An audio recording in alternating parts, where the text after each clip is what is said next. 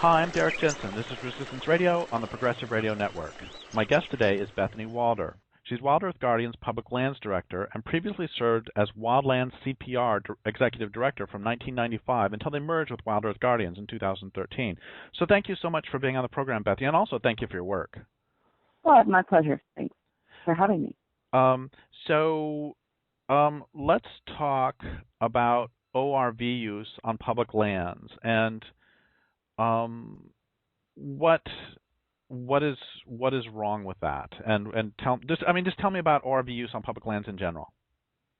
Sure. Well, for starters, for people who might not know what ORVs are, they are off-road vehicles, and that includes things like all-terrain vehicles, snowmobiles, dirt bikes, other types of machines that are designed specifically to drive off the road. They are often referred to as off-highway vehicles, but the issue with ORVs, with these vehicles, is that they're designed for use off the road, and they're often used in some of our most fragile and delicate ecosystems. Off-road vehicles have a lot of impacts, a host of different things, ecological impacts, like they are one of the primary causes of the spread of weeds into the backcountry and other invasive species. They directly damage plants and vegetation. They compact the soil, leading to increased erosion and water pollution. They also, we've had a lot of problems out on public lands with direct impacts of roadkill. So roadkill is too strong. In many cases, they're not on the road, but direct wildlife mortality from off-road vehicle wildlife collisions. There have even been multiple instances, unfortunately, where off-road vehicle users have chased and harassed and abused wildlife purposefully. There have been some really horrific instances, fortunately, where those off-road vehicle users have been caught and have been prosecuted for those actions. But I think that's one of the that's rare. It's not common, but unfortunately, that does happen too. In addition to these, one other off-road vehicle impact I didn't mention was water quality. So sometimes off-road vehicles like to drive right through streams. They drive up stream beds. There was just a big event in Utah, kind of a protest ride, and one of the things that happened was, I believe, in that ride, but it might have been a different protest ride that I'm thinking of, where they drove up part of the stream bed, driving right through the stream, and that's going to put oil and other toxins from the engine into the water supply, churning up all sorts of sediments from the stream bed, et cetera. So there's water quality impacts, there's terrestrial impacts. With two-stroke vehicles, like snowmobiles, are often two-stroke engines, and those engines dump a lot of unburned fuel directly into the snow and into the air. Same thing with jet skis. A lot of unburned fuel goes straight into the reservoirs. Jet skis are often used on reservoirs. I know that's more a watercraft vehicle, but it's a type of kind of personal motorized vehicle. So these two-stroke engines have this whole additional level of ecological impact that's really profound. And with snowmobiles, for example, with this unburned fuel, if you have a big snowmobile play area and then you have to bring snowmelt, you can get big toxic flushes of pollutants into the water supply as that snowmelt. So that's kind of a brief summary of the ecological impact, but there's also recreational impacts. So off-road vehicles displace wildlife, but they also displace non-motorized recreationists, relocating both into smaller and smaller islands of roadless, motor-free areas, including and especially designated wilderness, which is one of the only places that is fully off-limits to off-road vehicles. That displacement is a really significant concern for non-motorized recreationists, because when off-road vehicles come in and start using a place, the non-motorized recreationists will often leave. And so you hear often people say, well, why can't we just share? And we've, talked with a lot of off-road vehicle riders who say, we have no problem sharing with non-motorized recreationists. But for non-motorized recreationists who are seeking wildness and solitude and quiet, off-road vehicles damage all of that experience that you're looking for when you're going out into nature. And, they're kind of the antithesis of nature. So I guess that's how, maybe I'll just stop there in terms of a summary of some of the most significant impacts that off-road vehicles have. Well, I'm wondering if you can mention one more that you sort of mentioned in passing in terms of humans, but can you talk about its effect on non-humans too, which is noise pollution? Mm-hmm. The noise pollution is really significant. So for me, for example, I'm a cross-country skier, and I have chosen to ski in areas where there's no snowmobile trails nearby. And there are some really nice cross-country ski areas near where I live in Missoula, Montana, that I very rarely use because I hate, personally, I'm speaking very personally, I hate hearing the noise of the snowmobile. And it was interesting, earlier this year I was skiing in an area that I ski in regularly where I don't typically hear snowmobiles, and I was out skiing for a while, and I think the first half of my ski I was listening to snowmobiles the whole time, and it really had this impact on, it really took away from my experience, and it's part of what I was talking about in terms of non-motorized recreation. Is actually seeking out places where they know they're not going to encounter these motors. Noise pollution is really significant. It's very, very significant for wildlife, and I'm probably not going to get this exactly right, but I remember when I was first learning about off-road vehicles, there are some desert animals, some small mammals, and maybe it's even, I'm pretty sure it's a small mammal, but it might not be a small mammal. It's some very small animal that, so maybe it's like some type of amphibian or something. So this was a long time ago that I read this, but there's a study that basically looked at off-road vehicle noise and at these small animals, which live largely under the ground. And when they hear thunder, they come up because they know there's going to be rain and water, and they'll kind of breed based on this noise from thunder. And the noise from off-road vehicles was disrupting their breeding cycle because they were breeding at the wrong time. So things you'd never think about or expect, and we don't always understand all the magical and beautiful ways that nature works and some of the impacts that things like noise can have. And there's been a lot of that kind of study on kind of underwater sonar and those kind of impacts on whales and dolphins and stuff like that. And the bottom line is there are some documented similar types of impacts terrestrially from off-road vehicles in some of these very fragile landscapes like deserts and with some very, very specified species. But in addition to that, that noise from off-road vehicles also displaces wildlife, much larger, ungulates like deer and elk, things like that. And in winter, especially again coming back to snowmobiles, when animals in winter really need to conserve all the energy they have, when they hear the noise from a snowmobile, they will often flee so that they avoid an encounter, and that can cause undue stress on those animals.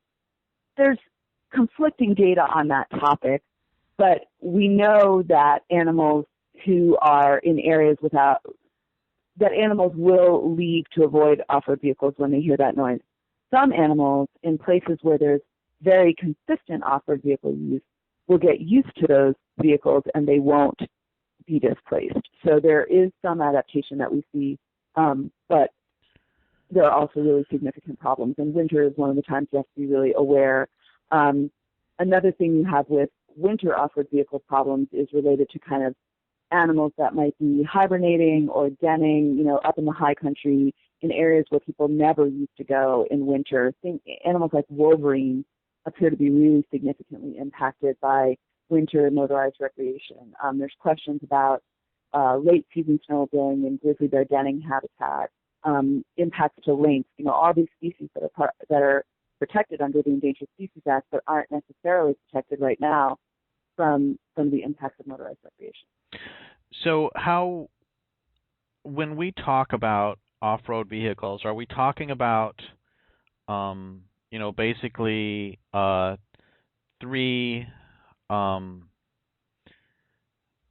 don't know. I mean, I really want to use a fairly insulting term, so I'll just go ahead and use it. Three goobers from the back hills who are riding their off-road vehicles. I mean, how is this, Who are the off-road vehicle riders? Is that the question? Well, the first question is how many? Is this just three different people who are riding vehicles, or is this actually a big problem? I mean, are there a lot of people who are wanting to do this? There are a lot. Yeah. What I'm getting at is that I've seen specials like on how many. Part of the problem is the vehicles themselves, and part of the problem too is that I know in this county where I live, instead of just insulting them, I should just say there are big fights going on because the off-road vehicle lobby is actually really powerful, at least here. Mm-hmm. And so what I'm trying to get at is this basically 4 17-year-olds who like to ride their mini bikes, or I guess 14-year-olds who like to ride their mini bikes, or is this a larger question we're talking? What's the scale of the problem? That's what I'm asking. The scale of the problem is significant. The statistics I mostly know are related to Forest Service land, so I want to be clear, I can't talk about all public lands because I don't have some of those numbers off the top of my head. But the last time I had looked at some of the motorized recreation numbers from the Forest Service, the number of people who are recreating on off-road vehicles on national forest land still is far, far, far lower than the number of people who are hiking, biking, canoeing, fishing, engaging in other forms of non-motorized recreation. But what the Forest Service has been documenting is significant growth in off-road vehicle use, or had been. So I haven't looked at this data in a couple of years, so I'm a couple of years behind on where the numbers exactly are. But one of the things that you hear from the off-road vehicle industry regularly is, off-road vehicle use is increasing by 50%. So in the old stats that we used to look at, you'd see off-road vehicle use was 3% of the recreational visits to the national forest, maybe, and hiking was, 20% or something like that, this much higher percent. So if it's increasing by 50%, it's going up to what, 4.5%? And so what they would do is they would compare, like, how much biking and hiking were increasing to how much off-road vehicle use was increasing. But those non-motorized recreational activities were starting from this much higher base. So you might be adding the same number of people in each recreational activity, but if you parse those numbers in this different way, you can say, wow, off-road vehicle use is doubling over the last 10 years or something like that. So you really have to look at those statistics and the data underlying those statistics to understand what's meant when that data is put together. I don't have the numbers in front of me. I should have pulled them up before our interview, but I know that when we were calculating those numbers, my recollection is that all the motorized recreation combined, motorized off-road recreation combined, was approximately 10% of the recreational use on national forests. And when you added up all the non-motorized recreation combined, it was a far, far, far higher number. So the biggest number in terms of recreational use is actually like driving on roads in your passenger vehicle roads in your car, like to go for a picnic or to go look at the fall colors or things like that. So once you take that out and you just look at kind of the actual motorized recreation and non-motorized recreation, there's still no question non-motorized recreation is a much higher use of the national forest than motorized. But it's millions and millions of people who use off-road vehicles on the national forest. It is not 417. So the question really becomes, if it's such a small, or given that it's such a small percentage of the actual people doing any sort of recreation on public lands, why do they make such? Why does that lobby end up making so much noise? Because I know there've been big fights about it in Yellowstone, and maybe if you could talk about the fights in Yellowstone, that'd be great too. And there've been big fights about it here in Del Norte, and right now the Smith River National Recreation Area is having some big fights about this. Well, I'll tell people very quickly about this because it's going on right now. That one of the things that's happening is the recreation area is trying to close some old mining roads, and the local ORV club is the lobby is actually a better word, is complaining bitterly about the closing of even roads that aren't roads at all. They were illegal roads put in under the 1872 Mining Act, and which are dangerous. They're covered with asbestos and heavy metals. They are steep. They're right along creek beds. There's all sorts of reasons for these these trails not to be turned into roads essentially, and they're fighting it. They're fighting it really hard. Or there's another fight that's been going on here for years, which is basically the ORV people want to be able to ride their vehicles in endangered species habitat, and especially given that it's such small numbers, how is it? Well, back up a second. Can you talk about the fight in Yellowstone? Talk about another fight or two that you know about, and then talk about how such a smallish percentage of people using it can make such a big fuss. I think that there's a variety of reasons why a small number of people can make a big fuss, and my colleagues and I who work on these issues have gone round and round about this. Why is a vocal minority so powerful? And I think that it's mirrored by many vocal minorities' power in American society in general. So I don't think it's unusual in this country for vocal minorities to wield a lot of power and to use it to get what they want. So that's probably a much, much, much larger topic that we don't have time to get into, and that I'm not perhaps the best person to talk with you about. But it's something that affects kind of the way our politics and policies and government works in terms of the power of the minority in this country. And there's good in that, and there's problems in that. But I think that one of the things we've really looked at is that when off-road vehicles were first kind of came onto the scene, and these were developed for military use in large part, and when they became publicly available, which really we saw a lot of off-road vehicle use starting maybe in the 60s, and it wasn't such high numbers, but they were available, they were affordable, and we started seeing them in a lot of places. So when these vehicles started being used on public lands, we also started seeing some of the impacts that they were having on public lands. But the vehicles and the technology at the beginning of the off-road vehicle era were really limited, and they couldn't drive that many places because the technology just wasn't that good.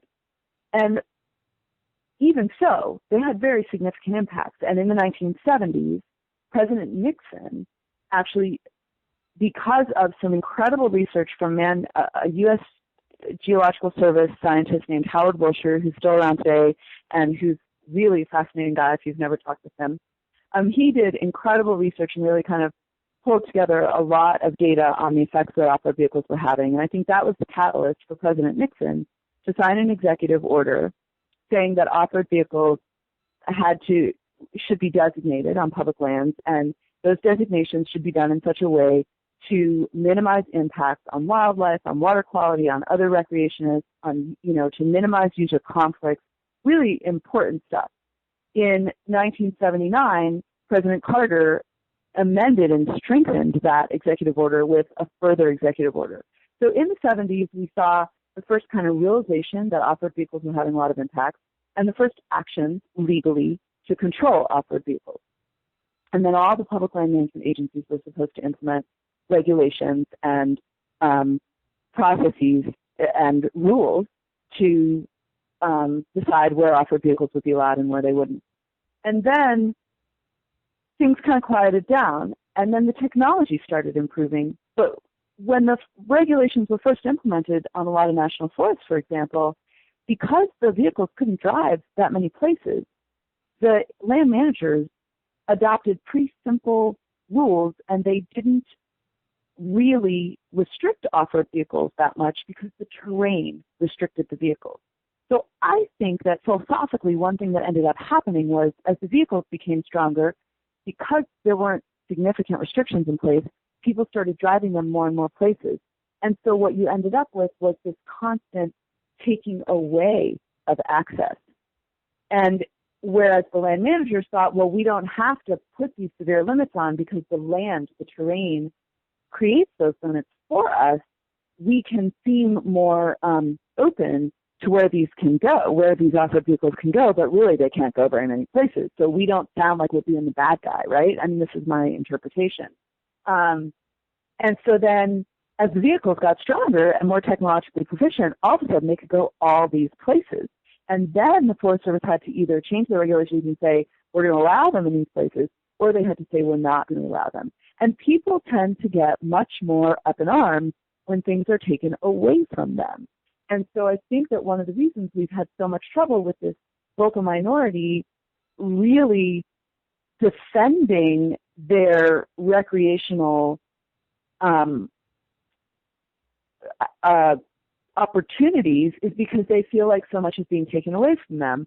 But as they were going into more and more of these places that used to be inaccessible, they were also taking things away from non-motorized recreationists, displacing non-motorized recreationists, and certainly displacing wildlife as well.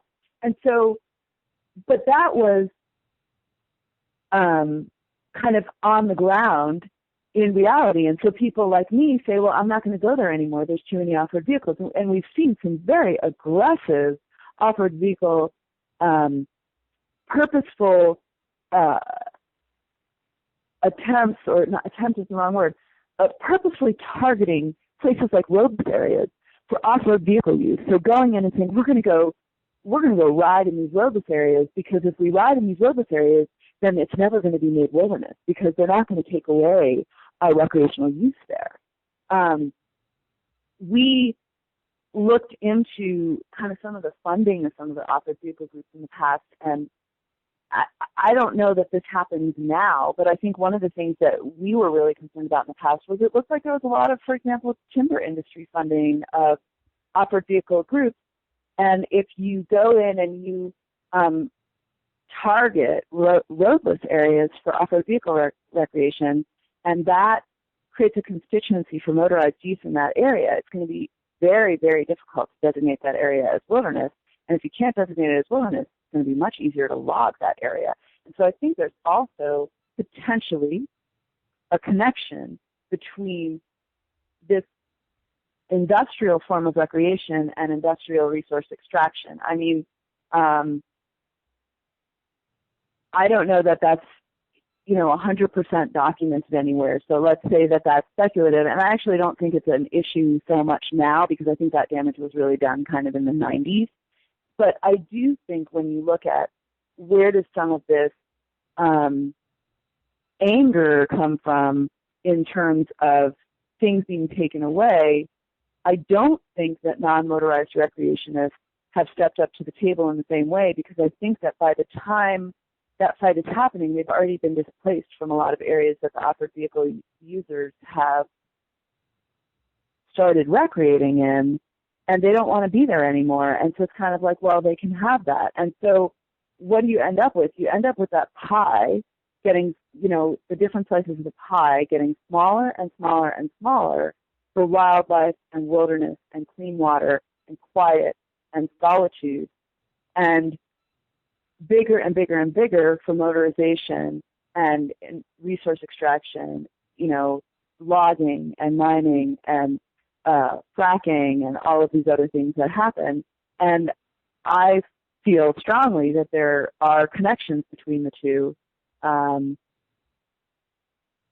think I'll stop there. I don't know. I've gone a little bit on a tangent, but maybe it kind of answered your question. I think that's great. And I think one area that is not so, I mean, you were talking about funding, and I don't know the numbers, but I know that the actual off-road vehicle industry, the creators of the machines, have been pretty heavy funders of a lot of the lobbying movements. Of course. I mean, it's important to them that as much land as possible is open for off-road vehicle recreation so that there's somewhere for people to drive their vehicles. And I think that we see an enormous difference, for example, in the east and the west of the United States because there's so many public lands in the western U.S. and so few in the eastern U.S. And there are far fewer places to ride off-road vehicles in the eastern U.S. And see some really interesting things. Like there was an eastern state, I believe it was New Jersey, but it might have been a different one, where they passed some legislation that was going to really strictly control off-road vehicle use, but the new restrictions would only go in place if at least 3 new off-road vehicle play areas were designated in the state. Until those 3 new off-road vehicle play areas were designated in the state, those new restrictions wouldn't go in place. And so in the east, you have off-road vehicle users kind of desperately searching for someplace to ride, and you end up with far greater, with a lot more trespass kind of on private land and on industrial timberland and other places where they can get out and do, participate in their form of recreation. And it's much harder for them to find those places to go than it is in the West. And so in the West, it's really about a public land battle. In the East, we just don't have the public lands that can support the level of off-road vehicle recreation that you have in the West. One of the things that really depresses me about any discussion of off-road vehicles is that, and off-road vehicle use on public lands, is that the battles on this are, well, actually, before we go there, can you talk a little bit about the Yellowstone thing? Because I think a lot of people have actually heard about that. Yeah, I realized that. Just as you were talking, I was like, I never referred to Yellowstone. So, the Yellowstone battle started back in the legal battle started in the 90s related to the profound impact of snowmobiles in Yellowstone National Park. And if you go back to those executive orders that I mentioned earlier, each public land management agency had to develop their own regulations for their agency. And the Park Service, some parks, like Glacier National Park, said, we're not going to allow off-road vehicles. We're not going to allow snowmobiles. We're not going to allow off-road vehicles at all. Other parks said, we are. Other parks, like Big Cypress National Preserve, has in its enabling legislation, it says off-road vehicle use will be allowed in this preserve, period. So the snowmobile debate has gone on now for, nearly 20 years. It looks like we're coming to the end of it. And it was largely related to the impacts of snowmobile grooming and snowmobile use on wildlife, to noise, to these other pieces. And then what's happened is it's gone back and forth with the park issuing a rule, people suing over that rule, the park reissuing a rule, people suing over that rule, people complaining over that rule, and they've issued rule after rule after rule. And the intent is to allow snowmobiles at some level in the park, but in a way that doesn't cause the air pollution that it was causing. And one of the most iconic scenes from the height of the Yellowstone snowmobile debate is the rangers in West Yellowstone wearing gas masks because of the air pollution from the two-stroke engines as all of the snowmobiles are idling to go through the entrance gate into the park. Snowmobiles now have to be, with a guide. I believe there's some restrictions related to four-stroke engines. I can't off the top of my head, I'm sorry, I can't give you exactly what the current rule is, but it appears that the rule that is in place right now may actually stick, and it allows for a certain amount of snowmobiling in the park, but we've seen a lot more of the recreation shift, or a lot of the recreation shift to snow coaches. But there was just an extraordinary amount of data collected that looked at the significant impact that snowmobiles were having in the park. Yellowstone is our first national park, the world's first national park, kind of created the whole concept of these national parks. And these machines were having an outsized impact on wildlife, and Yellowstone is incredibly cold in the winter. There's a lot of snow, and a lot of animals don't make it through the winter anyway, and a lot of stress, on these animals and on the wildlife because of snowmobiles. And I think that in the end, we've ended up with something that hopefully will work and will still provide some, recreational access in the winter while really protecting the natural resources that that park is supposed to protect. I think that we just, for example, won a lawsuit in Florida related to Big Cypress National Preserve and our efforts to control off-road vehicle use there, where after that legislation passed and off-road vehicle use was definitively allowed, we ended up at this point where from aerial surveys, the Park Service estimated there were over 27,000 miles of user-created routes through the Big Cypress area, which is largely swamp, and one path with a vehicle can be visible there for years to come. And through a series of lawsuits from a number of local partners, like the Florida Biodiversity Project was really one of the leads in this, now Southwest Florida, Wildlands Alliance, I think is its name, the Park Service adopted a new management rule and designated 400 miles of designated primary routes for off-road vehicle use in that park. And then there was an allowable amount of secondary routes. And they were, in our opinion, those of us who had been involved in my former organization, Wildlands CPR, which is now part of WildEarth Guardians, was involved in that. We had filed another lawsuit that they were not complying with what secondary routes should be. And just this week, we actually had a positive ruling from the court related to those secondary routes, and that the Park Service cannot designate routes before they do NEPA, which is what they tried to do. They said, well, we're going to leave these open, and then we're going to do the NEPA analysis on which ones we should continue to allow use on or not. And the court was like, no, you cannot do that. NEPA says you have to do your analysis before you allow something. So I think that's really positive. And there you have this critically endangered Florida panther that's very negatively impacted by these vehicles. And we've seen really significant recovery from the work that these partners in Florida have engaged in, and really significant progress there. And then the third kind of current thing that I'll let you know about is that Congressman Walden from Eastern Oregon introduced a bill earlier this year that would stop implementation of the Forest Service travel management rule. And in 2000, my organization filed a legal petition with the Forest Service to get them to overhaul their off-road vehicle management because there were so many problems with off-road vehicles on national forests. A couple years later, the Chief of Forest Service, then Chief of Forest Service Dale Bosworth, said that off-road vehicles and unmanaged recreation was one of the 4 greatest threats to the national forest. In 2005, in part in response to our legal request, the Forest Service issued an overhauled new rules for off-road vehicle management and said every forest has to manage their off-road vehicles more effectively. You have to have a plan. You have to stay where off-road vehicles are allowed, and they're not allowed anywhere else. And so this also comes back to why are people so upset? Well, there's been this huge kind of crackdown on off-road vehicle use on national forest lands. And that rule is in place. About 90% of the national forests have finished that rulemaking process and designated where off-road vehicles are allowed, where they're not. Cross-country, unregulated cross-country travel by off-road vehicles is no longer allowed on the national forest. That was an enormous protective change that we achieved, a huge victory for the environment. And Congressman Walden introduced a bill in March, and a similar bill was introduced in 2 previous sessions from a California congressman, which would prevent the Forest Service from implementing and enforcing that rule, which means we would go back to completely unregulated off-road vehicle use on the national forest, which would be absolute insanity.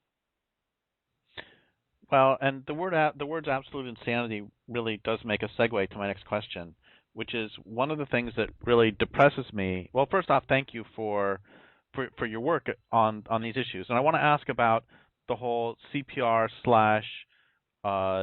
/ de-roading question in a second. Mm-hmm. But first, the thing that has always depressed me about this particular struggle is that we're having it at all, because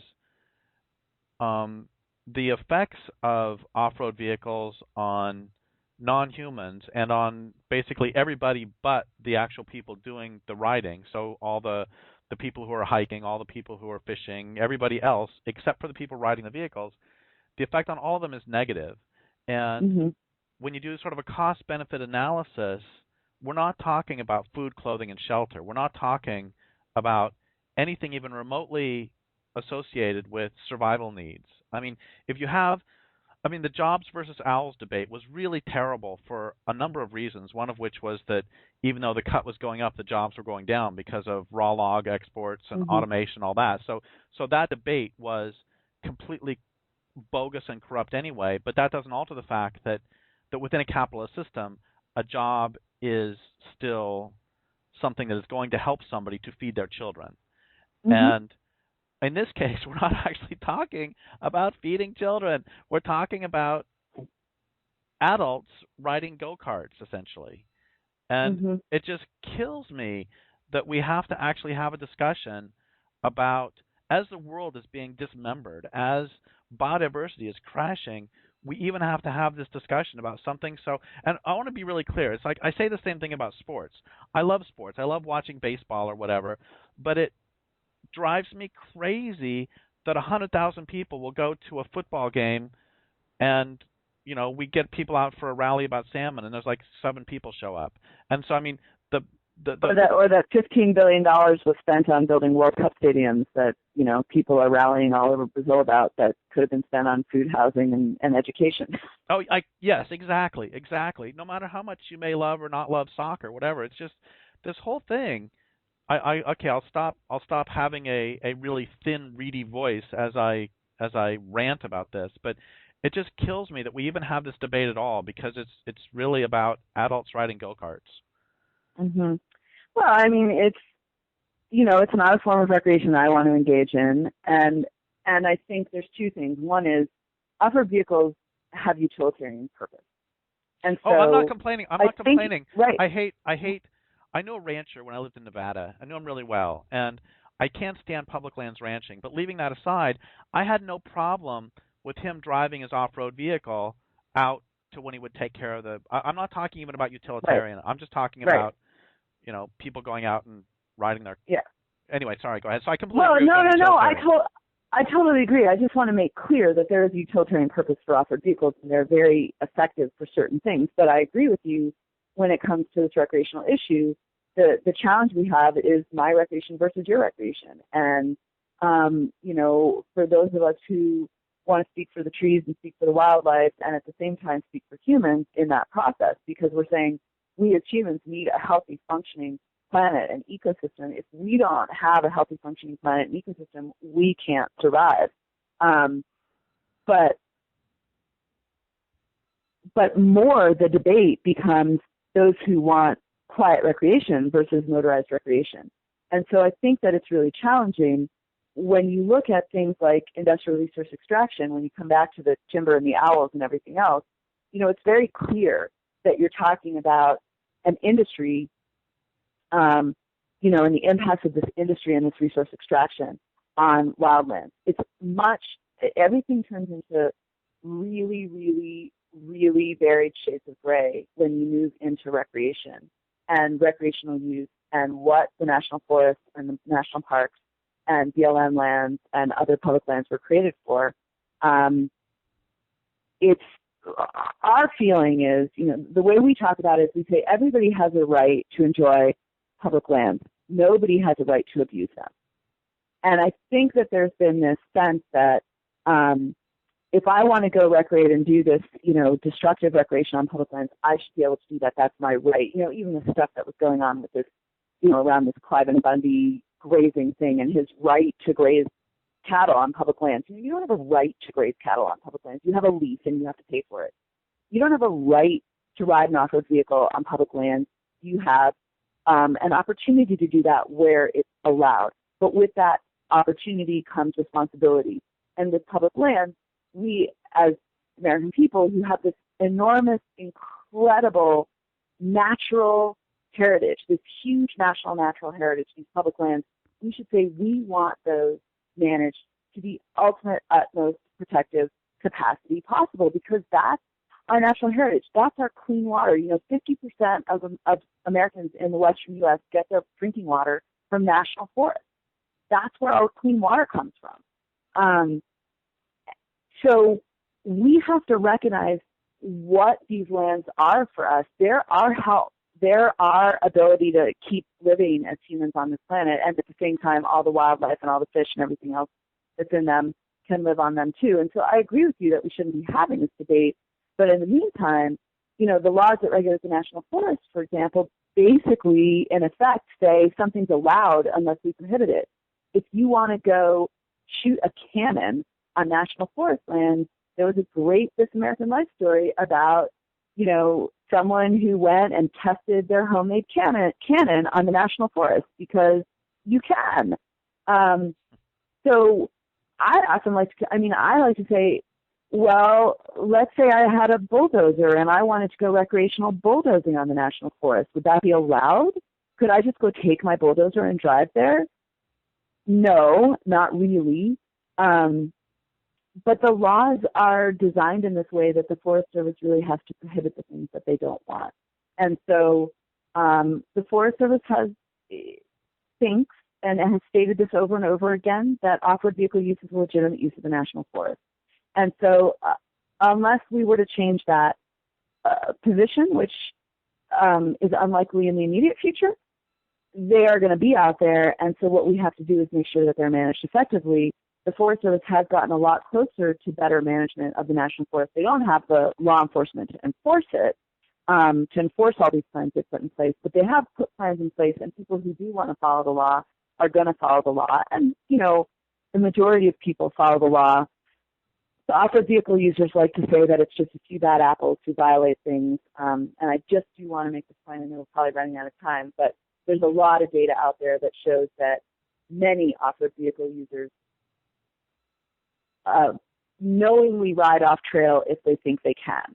And so they're looking for fun. We have a society that values thrills, and off-road vehicles are thrill craft, and people want that type of experience. And so that's why we're having this debate. When the planet's falling apart, there's people who want to go ride their crotch rockets out there, and that's what they do. In the meantime, and to wrap up with or I don't know if we're at the wrap-up stage yet, but to come back to your question about roads, I will say that one of the reasons that we got so involved in working on off-road vehicles is because our ultimate objective was rewilding and restoring public lands from the impacts of roads. And roads are one of the most impacting human footprint things, built environment things that we make, infrastructure things on national forests. They are one of the top 5 causes of sediment.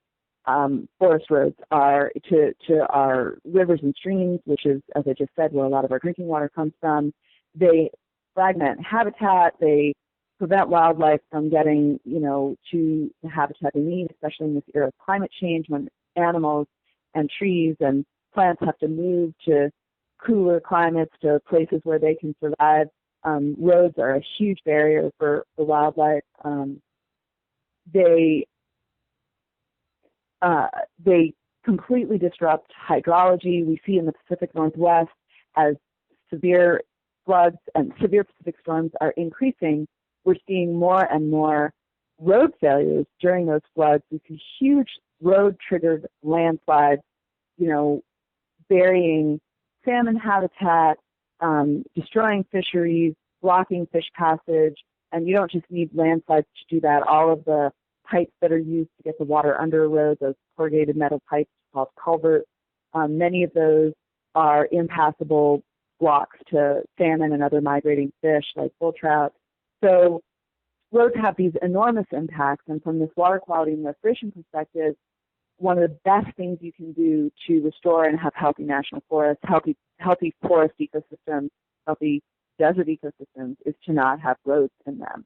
And so we were doing an incredible amount of work to identify the roads that were unneeded and to get them removed. And off-road vehicle riders don't like roads to be removed. So if they don't want roads removed, they're the biggest advocate against that. And so our organization had to go in and aggressively work to address off-road vehicle use at the same time as we're trying to address road management. And we've been incredibly successful at getting people to understand that roads have impacts. The Forest Service has, in 2007, Congress created a new program for the Forest Service called the Legacy Roads and Trails Program, which is designed to get rid of legacy roads that are no longer needed, to provide funding for that work, and then to fix the roads we do need so that they wouldn't impact municipal water supplies, endangered fish, etc. Congress has actually appropriated, I think, over $300 million since 2007 for that work. We've seen almost 5,000 miles of roads removed with that work, thousands of miles fixed, thousands of miles of roads that we're going to keep have been fixed as a result of that work. It's an incredibly successful program, and the agency has acknowledged they have far more roads than they can afford to manage, and that those roads are causing profound and unacceptable impacts to our natural heritage, our national natural heritage, and that the right thing to do is to get rid of the ones we don't need and to fix the ones we do. And so there's really a lot of intersection between some of these off-road vehicle issues and these road issues, and we need to deal with both at the same time, and we need to get to a place where the Forest Service has a road system that they can afford and that they can maintain, because unmaintained roads are the worst ones. And we've made a lot of progress, but we have a really, really long way to go. The Forest Service has a road system that's about 375,000 miles long. The Forest Service is likely the largest road management entity in the world. And they have to get that situation under control. They only have the money to maintain about 20% of their roads at any given time. And they've actually determined that the bulk of the recreational use, that recreational driving, not off-road vehicle driving, occurs on less than 10% of their road system. So they do not need 375,000 miles of roads. They need the political will and the political power and the money to really reduce that road system and rewild those public lands, create new roadless lands, create better habitat, put us in a place where those lands are serving the American people, not just monetarily, but ecologically. Well, thank you so much for saying all that, and thank you for being on the program today. And what I would really love is, can we do an interview sometime where we just talk about the road and roadless question, basically take the last 3 or 4 minutes and expand that into a whole interview? Sure. Okay, well, let's do that sometime. Okay. Anyway, we're out of time for today, and thank you so much for your work, and thank you for everything you've said. And I would like to thank listeners for listening. My guest today has been Bethanie Walder. This is Derrick Jensen for Resistance Radio on the Progressive Radio Network.